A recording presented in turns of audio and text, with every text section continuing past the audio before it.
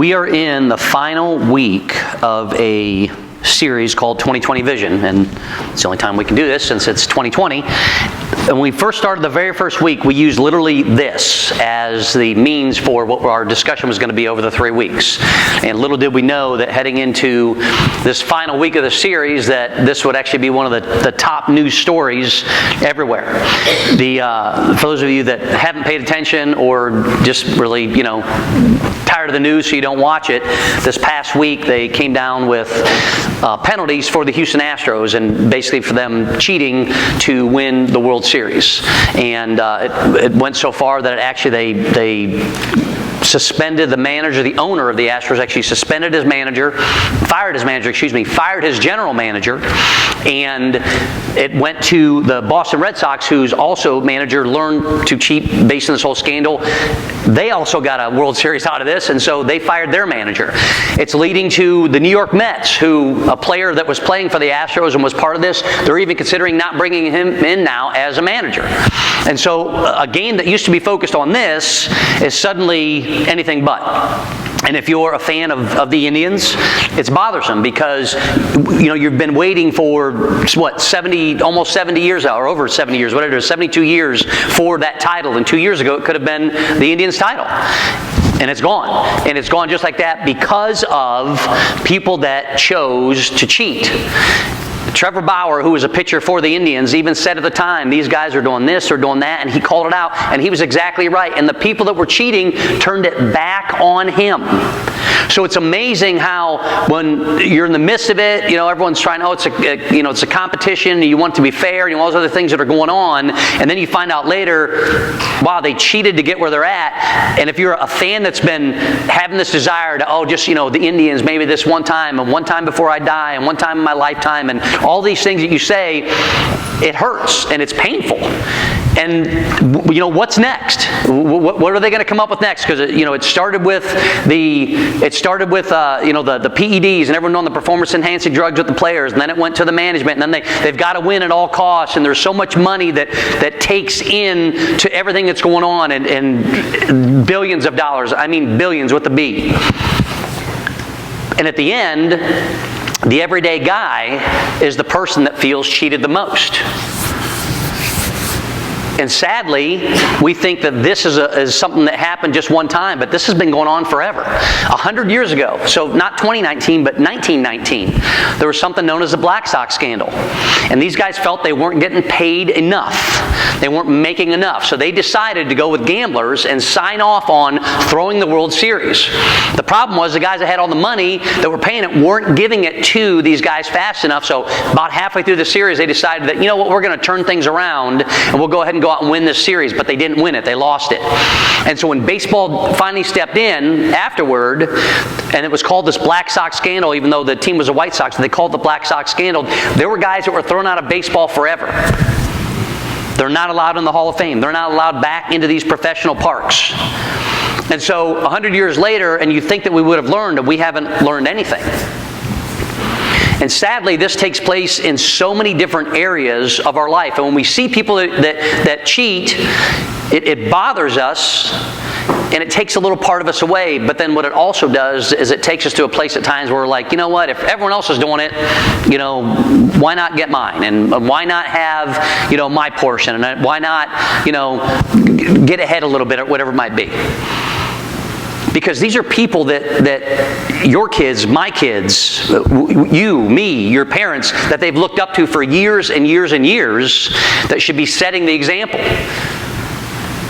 We look back to the presidential election, which, was how many years ago, and we're going to dive into another one here again shortly. And afterward, what was the big scandal about? It was all about these emails that were sent back and forth, and they cheated to win the election, and they cheated, and they go back and forth, and now we're going to impeach this guy, and we're going to throw him out because he did this wrong, and they did this wrong. And everyone wants to talk about what everyone's doing wrong and point the finger at everyone else. But at the end of the day, until we start taking ownership and accountability for ourselves, none of that's ever going to change. And so regardless of where we're at in the food chain, from the President of the United States, all the way down to the person that's volunteering, whether it's at a hospital or a school or whatever it might be, At any point in any time, every single person chooses their path, and they choose whether to cheat or not to cheat. The sad part is that there's a God that's in heaven that loves us so much, and He just wants us to do what His Word teaches us. And so we have to find those people that we look up to, but we only look up to them. The bottom line is we make the choice as to how it is we choose and want to choose to live. And just because everyone else is cheating, and just because everyone else is doing it wrong, just because everyone else is getting ahead, is that what God really wants for your life and mine? Because that is a huge part when it comes down to our 2020 vision. We have to be able to see in the here and now. But we can't do it alone. We've got to be able to turn to God's Word, and we've got to allow Him to show this to us. But at the same time, we can't just sit. We can't just sit back and say, well, that's what everyone else is doing. We can't just sit back and say, I'm tired of it, I'm just going to give up. We can't just sit back and be complacent. Because God wants so much for us and from us. So we started talking about a guy by the name of Ted Williams in week 1. And he was able to hit this ball as well as anybody that has ever hit this ball. And his one goal in life was that when he walked past you, that you would say, there goes Ted Williams, the greatest hitter to ever live. And in week 1, we talked about how the fact that he could recognize a pitch so quickly so that if it was spinning this way, he knew it was a 4-seam fastball. If he could see the dot on it, he knew it was a curveball. He could tell where the seams were. He knew the right places to look. He knew where his sweet spots were as far as swinging the bat, as far as driving it. And he was one of the greatest ever to play the game. And he did it the right way. He didn't use performance-enhancing drugs. He didn't, steal signs. He didn't do all those other things that were going on. He didn't use technology to get ahead because there wasn't the technology at that time. He just chose to take the one thing that he loved more than anything, which was to play baseball, and to make himself the best baseball player that he could ever be. And so here we are in 2020. And we're talking about this because what is the best believer that you can be? And once again, the best believer that you can be can't be someone that sits in a church pew on Sunday, and that's all that you do. Because if God is with us, He is with us. But it's up to us to recognize Him and recognize what it is that He can do through us for others. And so God gives us verses, and Jesus shared verses with us that challenge us. He says, in James, He said, don't be a doer of the word, or don't just be a doer of the word. Let me start over here. Be a doer of the word, and not a hearer only. I just did like 19 different versions, and I got none of them right. I call that my Nike verse. Be a doer of the word and not a hearer only. If I'm just listening, I'm just listening. If you come in here every Sunday and you just want to hear a couple verses and a thing and feel good for it, but that's fantastic. But you are missing out on what God would have for you. Here's another verse that He gives us. He said, love others as I have loved you. Did Jesus just sit on the sidelines? Did Jesus just say, hey, I'm going to go in and devote a couple, minutes to prayer, and I'm going to, give an hour on Sunday, and I'm going to throw a little in the offering tray, and, maybe I'll hit a Bible study now and then. He didn't do that. He met people where they struggled the most. He met them in public. He met them in the temple. Sometimes He met them in the home. Sometimes He met them at a well in the hottest part of the day when all the person was able to do was to carry shame with them. But He went out to meet them.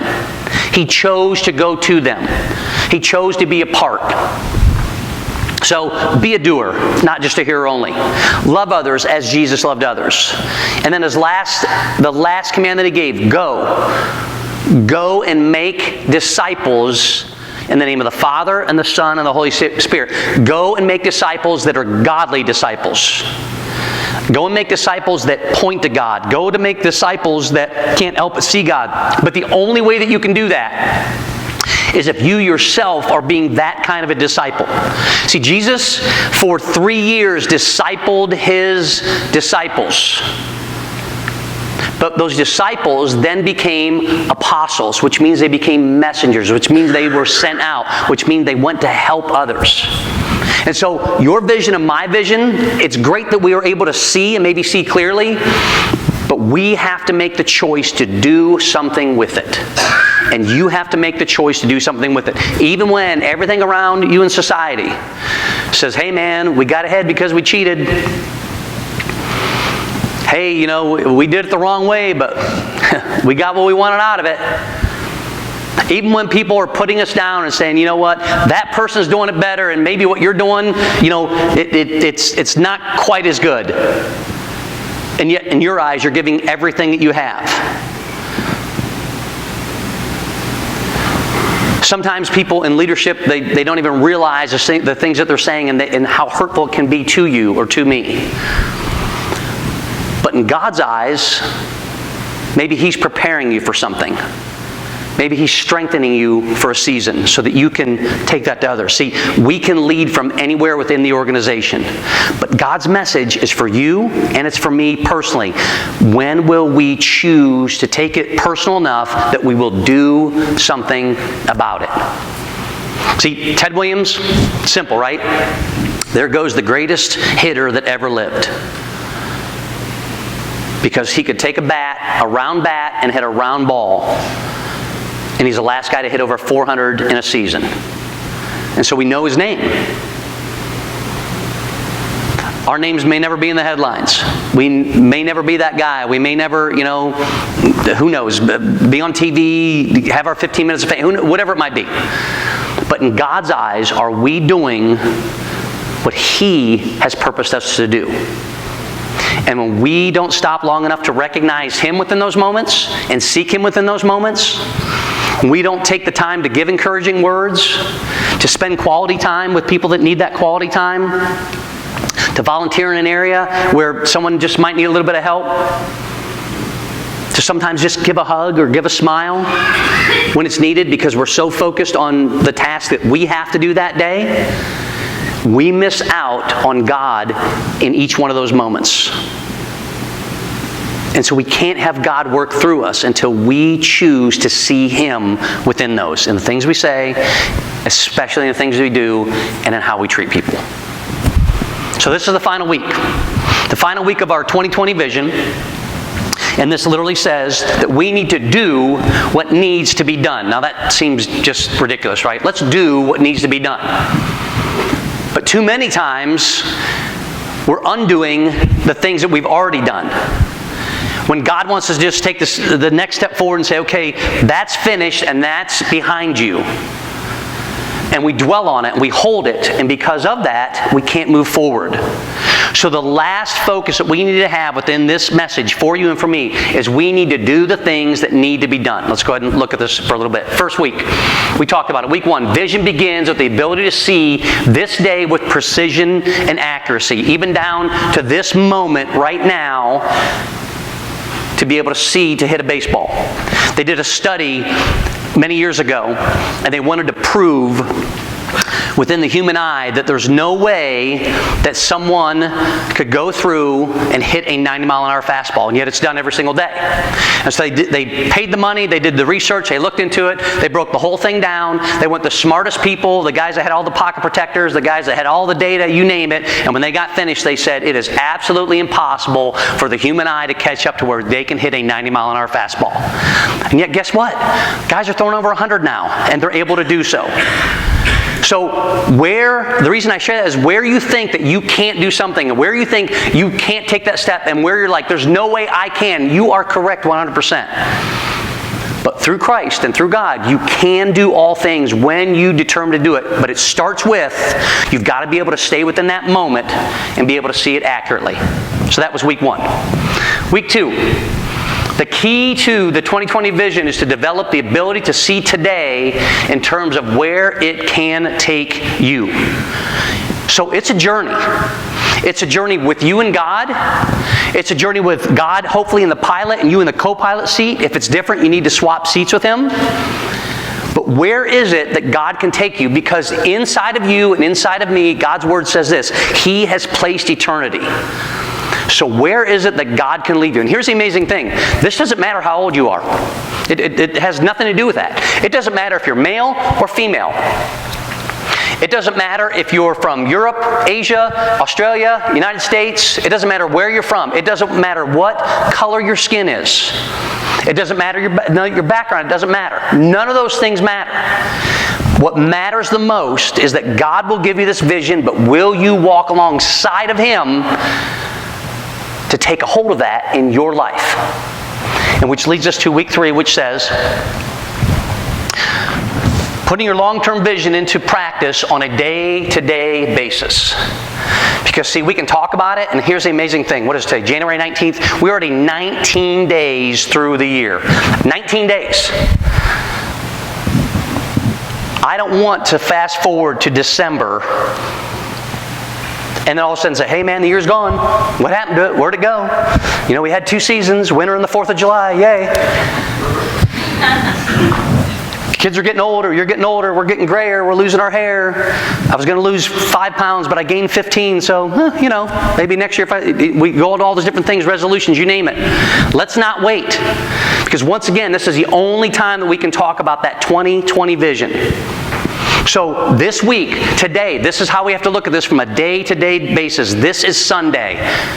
Let's put it into practice. Let's go ahead and go to the next slide here real quick. It says, everyone who hears these words of mine and puts them into practice is like a wise man who built his house upon the rock. So with our vision, it has to start with what our foundation is. And what is your foundation? What is it that you're building your everyday prayer life on? What is it you're building your everyday devotion life on? What is it you're building your everyday walk with God on? What is it you're building your everyday reaching out to people, helping others, loving others? What do you build that upon? And this is a very serious question, because if we're building it upon ourselves, others are going to let us down. We're going to fall short. We're going to go, oh, I wish there was more. Oh, I know there has to be more. And when it doesn't reach our expectations, we limit ourselves because we never gave it to God. So your foundation and my foundation, it is so important as to what it is that we stand upon. And the foundation of being a Christian, it talks about standing upon it being the rock, being a bedrock, being a cornerstone. And once again, it points to God. So part 1 for you and part 1 for me, these are the words of Jesus. And He shares this with us in Matthew 7. He says this, everyone who hears, so we can all hear this. Everyone that is sitting here today, you wouldn't be here if you couldn't hear. Everyone who hears these words of mine, this is Jesus speaking once again, and puts them into practice. See, once again, it's not just sitting here.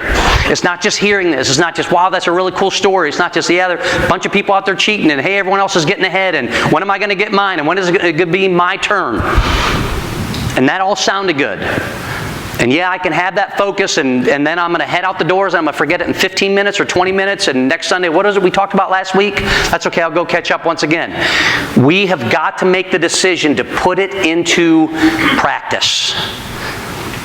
It has to be in our everyday walk, day by day. Like a wise man who built his house upon the rock. Go ahead and move forward, Rick. So here we go. How do we do that? The first thing we do is we start by getting rid of the clutter. How many people in your life would say that within your life somewhere that you have clutter? Be honest. Okay, now if I don't watch a show a lot, and the reason I don't watch it a lot is because it makes me uncomfortable, but there's a show out there that talks about hoarders. I don't know any hoarders. If you're a hoarder, I'm sorry that I may offend you, but what I've found by watching that show is that people that hoard don't realize they're hoarders. And to a point, there's times where, you know, all of us are. I know that we are. I know that we still have cassettes. We moved and we kept our cassettes. So that's kind of one of the ways that we hoard. We have things in our back that we've lived in it for a year and a half. We have this like stack of stuff that we haven't used any of it. So it's like, why do we have all this stuff still? You know, it just kind of ends up in a pile. But what it comes down to is this, that it's clutter. And because of that clutter, we can't move forward. Because of that clutter, We get stuck in different areas because we protect things that we no longer need to protect. We have things that we need to get rid of. And with clutter in our life, sometimes it's people that weigh us down. Sometimes it's negativity. Sometimes it's something that we battle personally on the inside. It's anxiety, it's worry, it's doubt. Sometimes it's fear. Sometimes it's the people that just the things they say, and yet we keep going back for it again and again, and we keep hearing it over and over instead of getting away from it. So the first thing that we need to do if we're going to practice this day by day is that you and us personally, we have got to reduce the clutter that's within our life. Anything that takes us away from our everyday walk with God is included within that clutter. It can be too much time on the internet. It can be too much time on our phone. It can be, I'm going to make my 17th TikTok of the day. It can be, I've got to update on Twitter. It can be, oh my goodness, my streaks. I got to make sure my streaks are alive. It can be, I need to check Facebook because someone's got a great tortilla soup recipe that I got to catch up on. I got to see how my family is. Whatever it is that's causing us to have all these clutter where we're not focused upon God. And the funny thing is, some of you guys are actually smiling right now. And some of you are kind of, this is what kind of look I get. Like if someone's like a major TikToker, they're doing one of these. If someone is a major, Facebooker, they're doing one of these. We all know that it's clutter that's within our lives. But that clutter is keeping us away from what God wants to do within us and through us and for others. It says this, it says, put to death, therefore. Whenever we see therefore, we stop and say, what is that there for? Whatever belongs to your earthly nature, sexual immorality, impurity, lust, evil desires, and greed, which is idolatry. That's from Colossians. Now, these words we don't like to talk about. And if I just read those and I said, hey man, you got some of these things going on, you're like, I don't have those, I don't have to worry about this. Anything that keeps us away from God are these things. Because these are things that focus on the selfish side of us. And we all have it. And we all understand it. And it's very easy to have happen. And what Paul is sharing is whatever that is in your life, until you put these away, you're not going to be able to see clearly. The other thing that he is saying is this: when we put these things first, we have put them ahead of God. And when we put those ahead of God, we put ourselves ahead of God. And at that point, we're no longer selfless, but we're selfish. So that's part one. Next part says this. We reduce the clutter. Next thing is we need to develop a daily routine. So we need to come up with something. Now, every once in a while I'll hear people and they're like, in the New Year's I'm going to get up at 5 a.m. and I'm going to pray and I'm going to... Who's ever made that resolution? Okay, who's ever stuck with it? Right? There's no hands. Now, who knows somebody that can actually do that? Okay, so we actually know someone like that, right? And we were like, I wish I could do that. I wish I could do that. I wish I could do that. Listen, that's their gig and that's great. So if you need to sleep until 6, it's okay. If you need to sleep until 6:30, it's okay, whatever it might be. You have to find what your routine is. Because when you get in that sweet spot of whatever it might be, once again, God is showing you that and He's taking you to it. But we've got to practice it daily. And this is why we miss out many times because of our walk. Because we don't focus on it from a daily standpoint. Teach us to number our days, the psalmist says, aright, that we may gain a heart of wisdom. This is the oldest of all the Psalms. This was actually written at the same time that Deuteronomy was written. Moses is the writer of this psalm, and yet it's like Psalm 90. And he knew then the same thing that we know now. We have got to learn to number our days because they're going to run out while we're here on earth. Some of us are closer to others as far as the day's running out. None of us know when that time is. But what are you doing as far as developing that daily routine so that you're putting God first? What did you do today to start that daily routine? Well, you showed up to church, right? I mean, you're actually here. You want to make a difference. You want to have God make a difference within your life. You want to do something according to what His Word teaches us. That is part of your 2020 vision. So we've got to come up with a way to go with your routine and my routine that points to God. And then here's the last part. We need to settle in for the long haul. Now, John Grisham was a lawyer. And he wanted to do so much more with his life. He felt that everything he had learned at law school, he was a successful lawyer, he felt that he could take it in such a way so that it would engage a nation.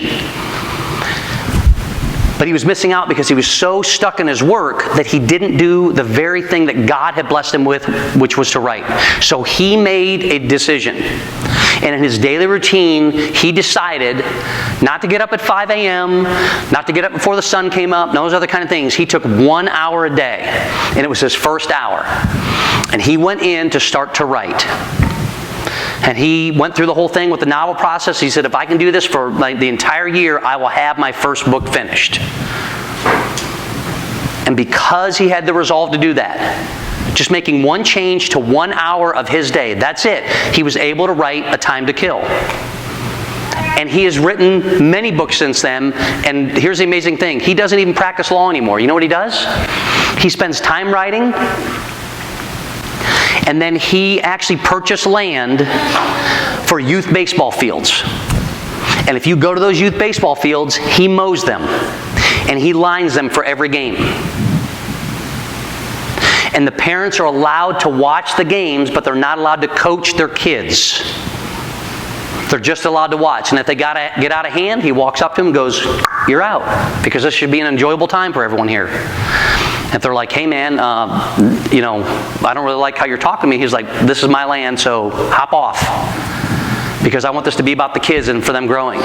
So here's this guy that started off by being a lawyer. He became this famous writer. And what does he do now? He gives it back by mowing baseball fields and allowing kids to enjoy a game of baseball when it was fun and it was easy when they were younger kids. But it started because he chose to give 1 hour a day in the area that he was most talented with. And many people here have read his books, not just one book, but many of them. Pelican Brief, you name it. You've seen movies, everything about him. This is how the Bible says it. Watch this. It says, steady plotting brings prosperity, hasty speculation brings poverty. So many times, if it's our prayer life that struggles, our devotion life that struggles, whatever it might be that struggles in that area, we try it for a day, and maybe 2 days, and maybe 3 days, and sometimes we'll even give it a week, but we don't continue down the path. And because of it, we never get to where we should be with God. We never realize our full potential with God because God gave up on us? No, we gave up on us. But most of all, we gave up on our time with God to make that difference, to choose to make that difference. And the proverb, as Donna talked about earlier, this wisdom from it, that steady plotting is what brings that prosperity. So if God has put something on your heart, don't give up. Don't give up after a day. Don't give up after a week. Don't give up after a month or a year.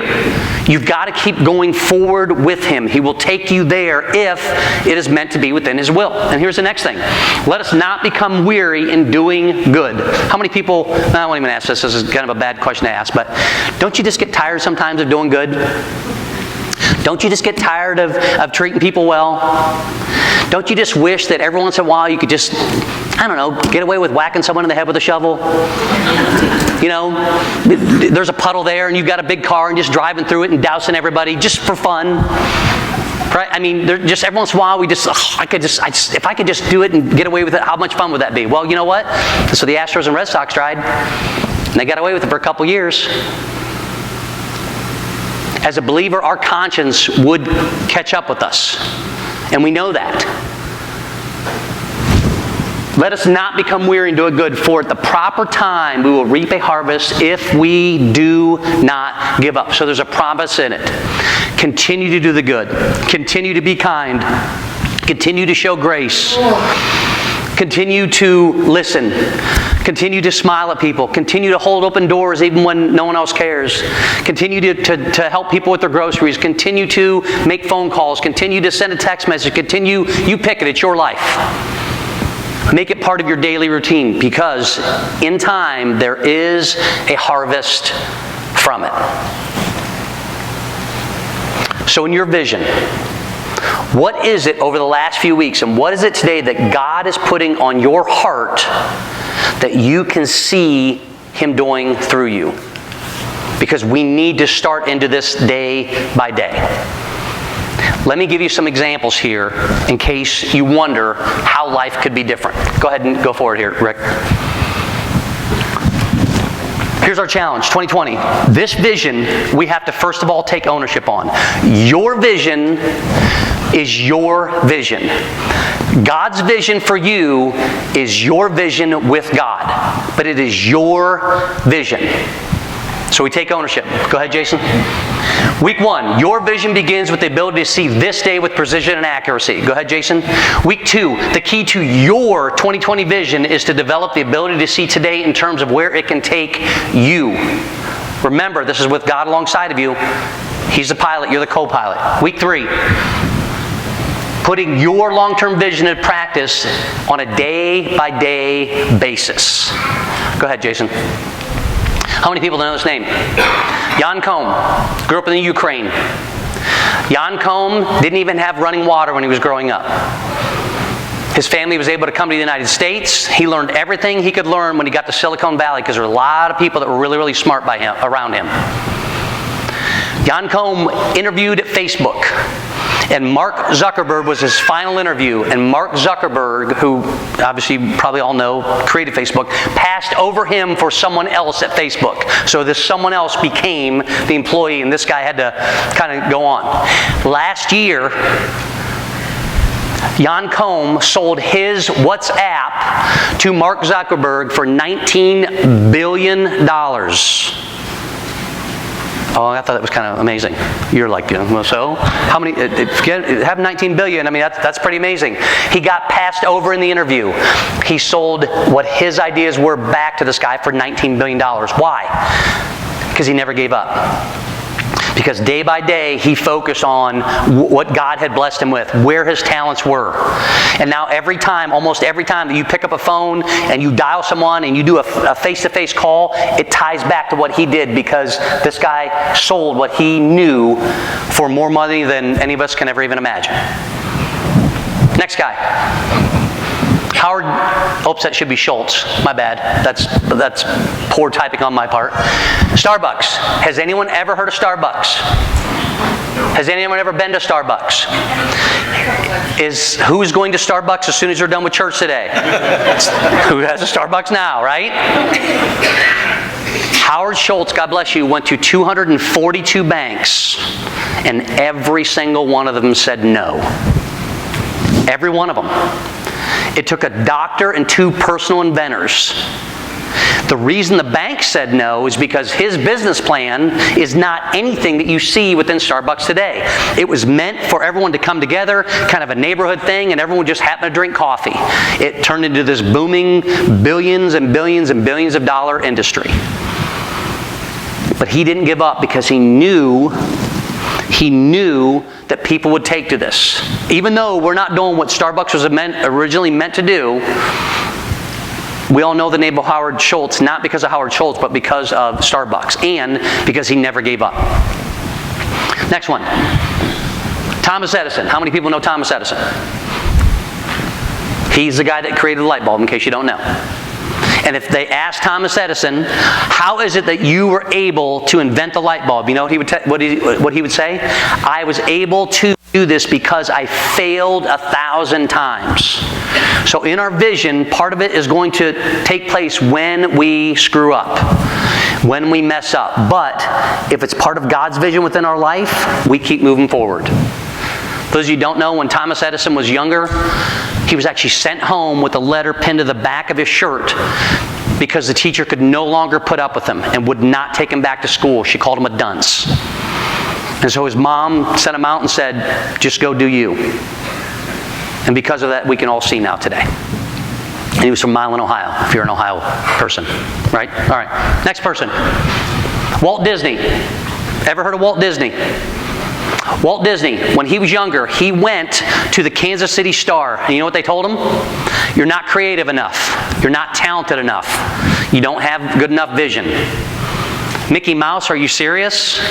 Nobody's ever going to want to look at that. It got to the point where he said, I'm going to go to Hollywood. He had nothing left. He was eating dog food. If you've ever had to get to that point where you've eaten something you never thought you'd eat, you'll realize that, man, I got to do something different. He never stopped. Had he stopped, you wouldn't see the movies you see today. And the cool thing about it was, when it came down to it, Walt Disney kind of built a little bit of an empire, and he went back, and guess what newspaper he bought? The very newspaper that told him he wasn't talented enough. He wanted to make sure that they knew he was talented enough. But he never gave up. Now, last one. KFC, Colonel Sanders. Because I don't want you to come back to me and say, I'm too old, I can't do it. Listen, Noah didn't even have his 3 sons until he was 500 years old. So if you're not, can you imagine being 500 and starting to have kids? No, you can't imagine that. Right? All right. Colonel Sanders did not start Kentucky Fried Chicken until he was 60 years old. And guess how he started it? With his Social Security check. And he worked for 13 years. And he lived off that as he started the whole KFC chain. And 13 years later, he sold it for $2 million and lived happily ever after in peace. And we are all enjoying it today. You don't know where God can take you. But you'll never know if you just choose to sit here idly by. You'll never know if you choose to just be a hearer of the Word. You'll never know if you don't love others as Jesus loved others. You'll never know if you're not encouraging, if you're not reaching out, if you're not caring, if you're not kind. You will never know what God can do in your life if you allow all the clutter and all the things around you to take away from what God wants to do through you. But most of all, you'll never know until you take control of your vision with God. That's why we looked at this. It's 2020 vision. Ted Williams.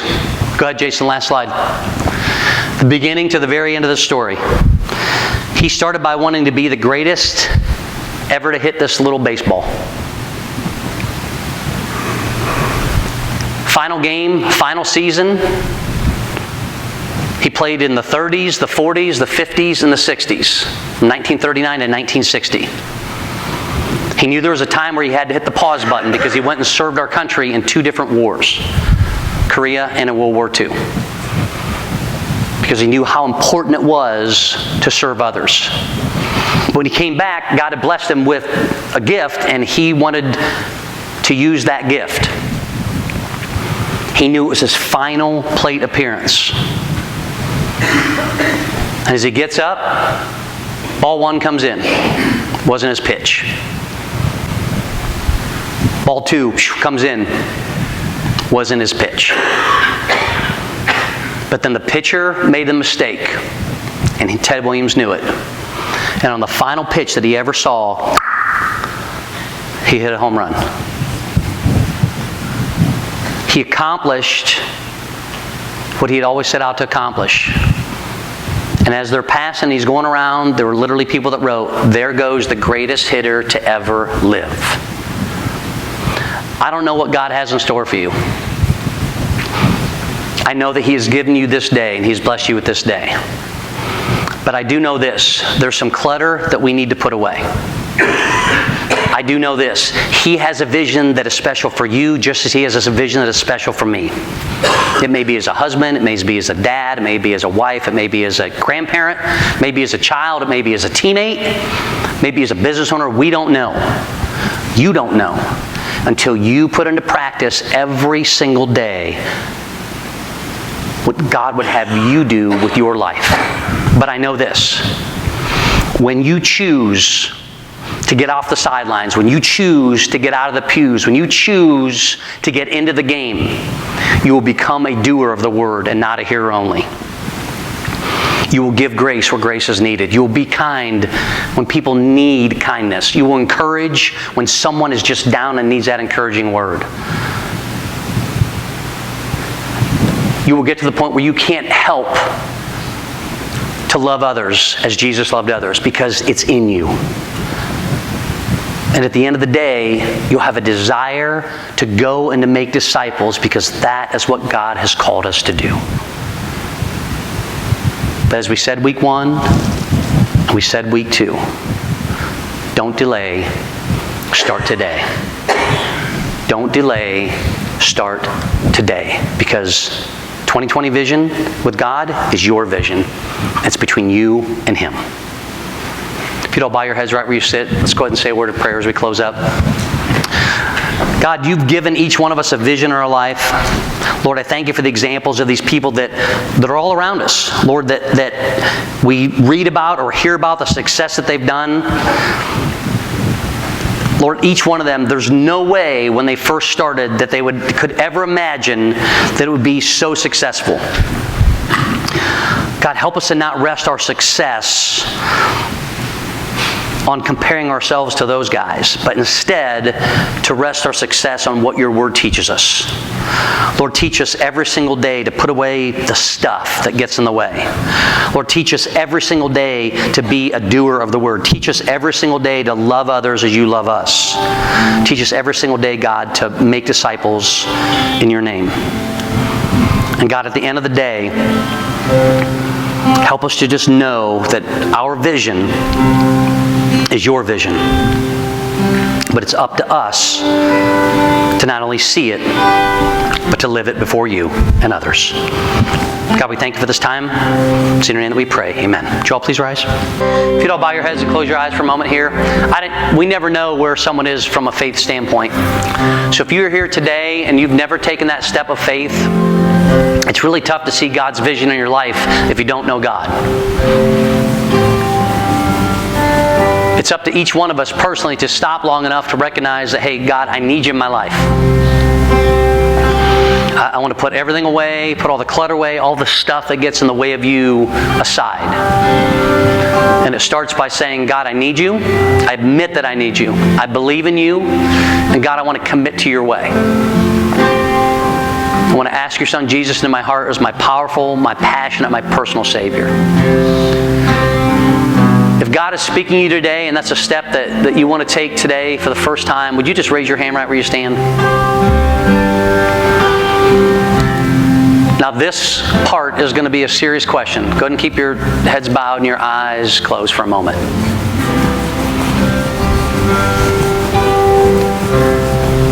If today is that day that you want to start seeing God's vision in your life, if today is that day that you want to make the decision to be doer of His Word and not just hear it, and not just to sit on the sidelines or just to kind of stay back and hope that something changes. You want to put away all the clutter, you want to put this into practice, and you want to see what God can do. If you are ready to take control of your vision with God, would you just raise your hand right where you stand? Put them up there high, it's okay. God, we raise our hand to you because we want to see you work in our lives. We raise our hand to you, Lord, because this is a way that we can surrender and say this is nothing but you. God, you've blessed us in so many areas. Lord, help us to never lose sight of that. God, I thank you, and I give you this time. It's in your name we pray, amen. All right, everyone have a look here real quick. Here's your last challenge. I want you, when you leave here, to go to Starbucks and get a coffee. I want you to drive to KFC and get a bucket of chicken. I want you to go home, turn your lights on, and put in a Disney movie. And then I want you to call someone on your cell phone, and when they say, what are you doing, on your FaceTime, WhatsApp app, or whatever it might be, you say, I'm starting to live God's vision. And enjoy it with someone else. 2020 vision, it's your vision, but it's God's vision for you. Don't delay. Start today as we sing this final verse.